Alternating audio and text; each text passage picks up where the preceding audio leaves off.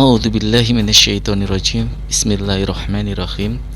Raditu billahi robba wa bil islami dinna wa bi Muhammadin nabiyya wa rasula. Rabbi zidni ilma warzuqni fahma, amin ya rabbal alamin. Rabbi israh li sadri wa yassir li amri wahlul 'uqdatam min lisani yafqahu qawli.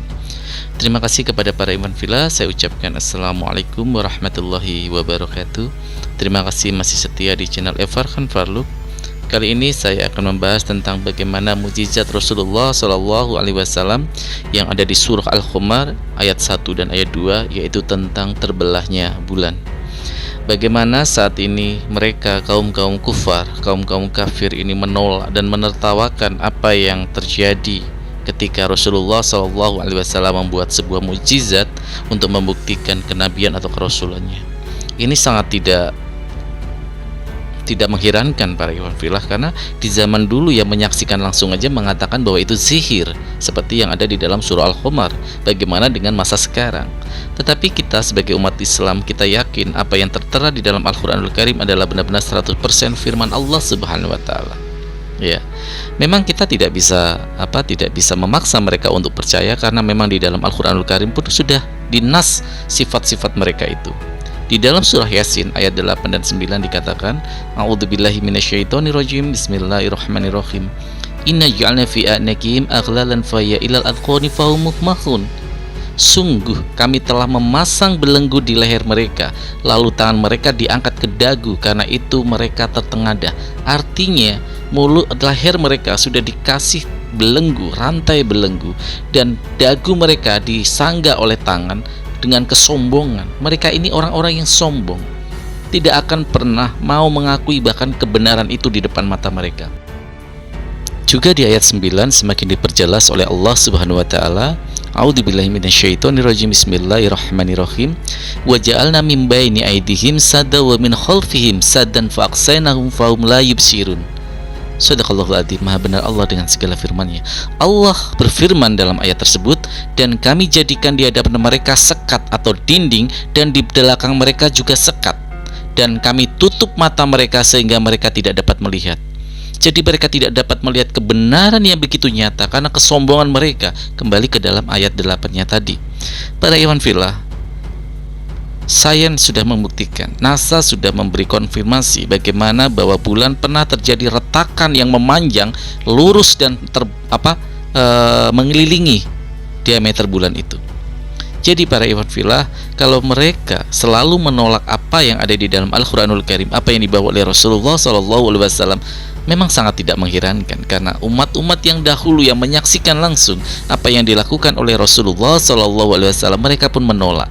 Tetapi kebenaran itu tetap akan menang. Kebenaran itu pasti akan tetap terbukti. Mereka mau menutupi kebenaran itu seperti apapun. Ingat kata Allah Subhanahu wa Ta'ala, mereka berusaha untuk memadamkan cahaya Allah, memadamkan Islam, tetapi Allah berkehendak untuk terus memancarkan cahaya Allah itu. Oke para ikhwan fillah, kita saksikan sebuah video bagaimana sebuah bukti bahwa bulan pernah terbelah dari para ahlinya langsung. Silakan disimak para ikhwan fillah semuanya. Dalam buku Miracles of Al-Quran dan As-Sunnah, Daud Musa Fitchcock yang berasal dari Inggris kagum dan akhirnya masuk Islam karena penelitiannya. Hal ini diawali dari Fitchcock yang menonton acara televisi dengan tema perjalanan keluar angkasa. Saat itu sedang berlangsung wawancara dengan ilmuwan luar angkasa Amerika. Penyiar televisi tersebut, James Burke, menyimpulkan bahwa para astronot menemukan bulan pernah terbelah dan menyatu kembali. Hal ini ternyata dibenarkan oleh Tom Weathers dari Smithsonian National Air and Space Museum. Ia berkata, ada patahan pada bulan yang dinamakan lobate scar. Diyakini bahwa patahan ini terjadi akibat material kerak bulan yang saling mendorong, sehingga terjadi retakan. Jadi, itu mengindikasikan bahwa sesuatu menyebabkan bulan untuk mengalami pengerutan atau penyusutan. Badan Antariksa Amerika atau NASA juga menemukan retakan yang terlihat jelas pada permukaan bulan. Ada banyak teori yang telah diusulkan untuk menjelaskan penyebab terjadinya retakan tersebut. Mereka menyebutnya retakan yang tersambung. Namun, untuk penjelasan mengenai penyebab terjadinya masih membuat bingung para ilmuwan. Karena teori yang dikemukakan jauh dari kenyataan gambar yang diperoleh oleh NASA. Nah, sahabat beriman, itulah kisah dan fakta tentang terbelahnya bulan. Bulan tak hanya pernah terbelah sekali saja, namun terjadi sebanyak 2 kali. Permintaan untuk membelah bulan berasal dari kaum kafir Quraisy yang sebenarnya ingin menyudutkan Nabi Muhammad SAW. Namun hal itu keliru karena bisa dilakukan Nabi Muhammad SAW dan menjadi salah satu mukjizatnya. Peristiwa terbelahnya bulan pun bukanlah dongeng karena ilmuwan menemukan retakannya. Bukti sejelas itu pun pasti akan mereka tolak. Bahkan mereka mengatakan sains itu tidak ada apa-apanya dengan Bible. Lihat para debater-debater Kristen ketika berdebat tentang sains di dalam Alkitab. Contoh seperti dengan Pak Wahyu Ilahi kemarin, bagaimana dia sangat naif ya, mengatakan bahwa sains itu adalah tidak ada apa-apanya dengan kitab suci. Betul, saya setuju. Tetapi kitab suci perlu ada referensi kebenaran secara universal dan sains akan menjustifikasi itu.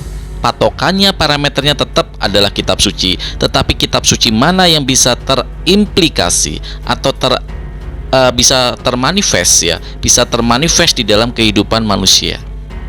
Para ikhwan fillah, kitab suci adalah pegangan bagi umat, bagi manusia. Kitab suci diturunkan melalui nabi-nabi, diutus sejaman dengan nabi itu, umat-umatnya pasti diturunkan kepada umatnya, bukan diturunkan kepada nabi itu saja, sehingga harus jelas dan terang dalam penjelasan-penjelasannya. Nah, penjelasan yang terang ini siapa yang bisa menjelaskan? Yaitu Nabi Allah Muhammad SAW di dalam Al-Quran, dan di dalam Injil tentu Nabi Musa. Mereka yang lebih memahami. Makanya di dalam Al-Quran kita bersyukur ada hadis yang menerangkan apa yang ada di dalam Al-Quran, karena itu perlu penjelasan-penjelasan hadis Rasulullah Sallallahu Alaihi Wasallam. Karena apa? Di dalam Al-Quran ada ayat yang berbunyi, saya lupa ayatnya, yang berbunyi bahwa sesungguhnya telah datang dari Allah kepada kamu cahaya dari kitab suci yang terang. Artinya Al-Quran yang jelas-jelas terang. Al-Quran diturunkan untuk menerangi dunia ini yang penuh dengan kegelapan. Disitulah kenapa Al-Quranul Karim sebagai panduan bagi umat Islam. Para ikhwan fillah, bagaimana sebenarnya nubuatan-nubuatan Nabi Muhammad SAW itu ada di kitab-kitab terdahulu. Tidak hanya ada di dalam Torah, di dalam Injil, tetapi ada juga di kitab-kitab terdahulu. Ada di kitab Hindu yaitu di Weda, ada di dalam kitab Zoroaster ya, yang saya sudah pelajari, saya sudah mempelajari, dan nanti akan saya bikin konten bagaimana nubuatan Nabi Allah Muhammad SAW di kitab-kitab terdahulu. Para ikhwan fillah, terima kasih sudah setia di channel Farhan Farluk. Cukup singkat pembahasan saya kali ini, cuman ingin meyakinkan kita, semakin mempertebal keimanan kita bahwa apa yang ditulis di dalam Al-Quranul Karim, yang tercantum di dalam Al-Quranul Karim adalah benar-benar 100% firman dari Allah Subhanahu wa Ta'ala, tanpa keraguan sedikit pun. Beda dengan mereka yang mengatakan bahwa ada memang campur tangan manusia di dalam kitab mereka. Beda dengan kita, para ikhwan fillah, bahwa Al-Quranul Karim diturunkan kepada Nabi Allah Muhammad SAW 100% adalah firman Allah dan akan terjaga kelak sampai hari kiamat, karena Allah sendiri yang akan menjaganya. Seperti di dalam kitab suci Al-Quran yang Allah berfirman, kamilah yang menurunkan dan kamilah yang akan menjaganya. Terima kasih sekali lagi para ikhwan fillah. Mohon maaf kalau ada kajian saya, konten saya kali ini ada kata-kata yang salah, tidak nyaman atau kurang referensi. Saya mohon maaf, karena memang saya masih dhaif ilmu, masih fakir ilmu, harus masih banyak-banyak belajar. Jika ada manfaatnya, itu semua berasal dari Allah Subhanahu wa Ta'ala. Terima kasih kepada para ikhwan fillah semuanya. Semoga hari ini bisa membuat kita hal ini bisa membuat kita semakin mengimani nikmat iman dan Islam kita. A'udzubillahi minasyaitonirrajim. Bismillahirrahmanirrahim. Wal asri innal insana lafi khusrin illa alladziina amanu wa amilus solihati wa tawassau bil haqqi wa tawassau bis sabr. Raditu billahi robba wa bil islami dina wa bi Muhammadin nabiyya wa rasula. Rabbi zidni ilma warzuqni fahma. Amin ya rabbal alamin. Wabil taufiq wal hidayah. Wassalamualaikum warahmatullahi wabarakatuh.